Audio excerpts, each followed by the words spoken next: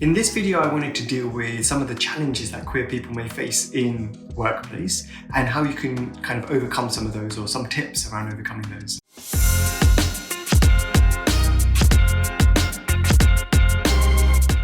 Hello, welcome to my channel. Hi, my name is yatininspire and I'm a mindset coach who loves working with queer or the LGBT community. I love empowering and inspiring people to live the best versions of themselves. So despite the progress that the LGBT community has made in so many numerous ways and fields, we still sometimes face discrimination at work. So in addition to kind of some of the usual challenges that we face, like unequal pay or sexual harassment or things along those lines, sometimes the queer community actually face a few extra ones. Things like discrimination or having to hide our own sexuality, and because of that, not mental health challenges that can kind of come about. According to a survey done by BCG Group in March 2020, 40% of LGBT people are not out, and 26% of those wish they could be. 36% of employees have hidden or partially covered their sexual identity. 54% of workers who are out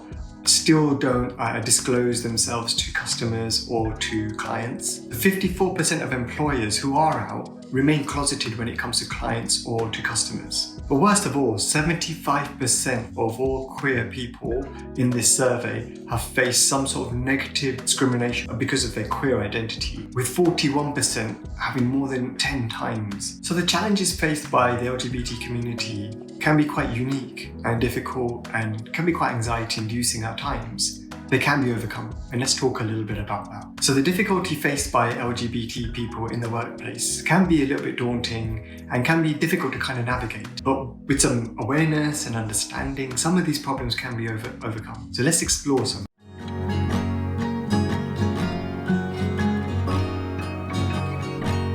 So people at work need to be educated on the spectrum of gender and on sexual identity. Some people might not be aware of some of this.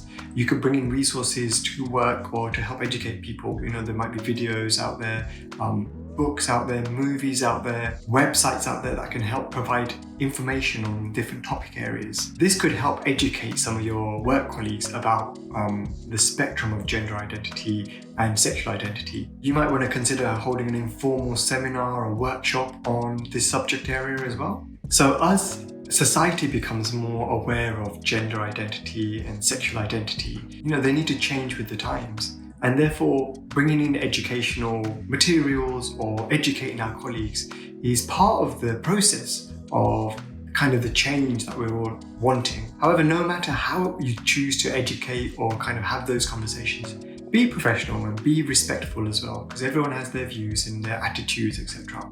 And just like how you wouldn't want something thrust upon you, but through gentle conversation and coaxing, in the same way, that's the same approach we should be using as well.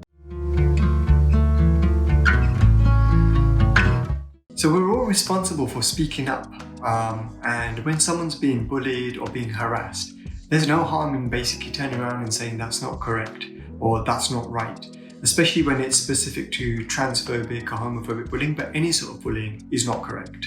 When you do this, it gives others permission to do the same as well. Sometimes in a work environment, other people may also want to say that this is not right, but they might feel a bit embarrassed. There's a famous quote by Marianne Williamson, and in that quote, she says that when you let your light shine, you allow others to do the same. So sometimes by standing up and just saying, look, that's not right, or that language isn't appropriate, or could you not say that please, that can actually send a message out there that this type of behavior is not right. And sometimes we might feel as gay people, if we stand up for someone who's being bullied because they're gay, it might out us. But that's not necessarily the case. If you think about it, if someone's bullying someone because they're a woman, or they're bullying someone because there's a class difference, that doesn't necessarily mean you are necessarily a woman or you are necessarily from that class. You're just standing up saying the behavior that's happening is not right. And so at times it's okay to stand up for any sort of bullying, or in a professional way, but in things that are being said that are not quite correct.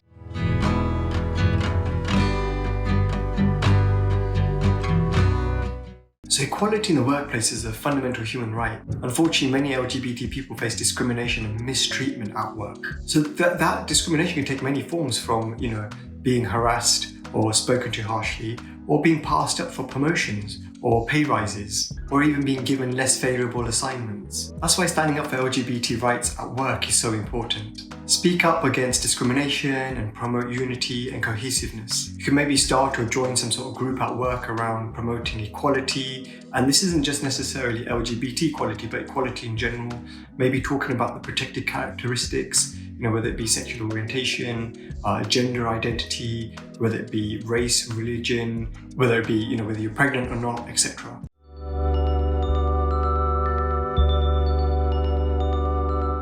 So in recent years, companies are starting to push for more LGBTQ friendly policies at work. And these policies are important for creating a more friendly, LGBT friendly work environment. Some of the things you could do to push these policies include the following. The first step is maybe have a chat with the HR department. The HR department is probably already aware of LGBT policies and rights, etc. But maybe by you having a conversation with them and stating some of your needs or the needs of your work colleagues, it starts to push that needle in the other direction, in the right direction. When there's company-wide meetings taking place, you're welcome to actually bring up the topic there, especially if the company is a little bit more pro-LGBT or pro-equal rights. When there's town halls or meeting halls, you could bring up the fact that maybe some things are not working in the right way, or are being queer friendly. You could speak to your work colleagues and see if they are open or if they are, queer allies or LGBTQ allies to help promote certain policies. You can also reach out to other organizations outside of your workplace that might be able to come in and do seminars or workshops with your colleagues or with the HR department to help with that process.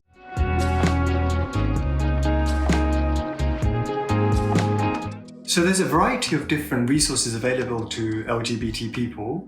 Here are a few of them. The Human Rights Campaign offers a number of resources on its website, including information on workplace equality and non-discrimination policies. Unequal is a national organisation dedicated to workplace equality for LGBT people. They offer a variety of resources and training on LGBTQ workplace environments. The National LGBTQ Task Force provides resources and advocacy on a number of issues affecting the LGBT community. That's all for today. Thank you for watching this video on tackling some of the LGBTQ challenges that we have at the workplace.